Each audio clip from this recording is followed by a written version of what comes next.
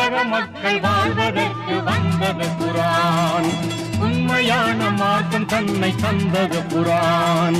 இலங்குகின்ற இறைவன் சொன்ன வேதமே குரான். இலங்குகின்ற இறைவன் சொன்ன வேதமே குரான். இருளகற்றி ஒளிபரப்பும் தீபமே குரான். தீபமே குரான். தீபமே குரான்.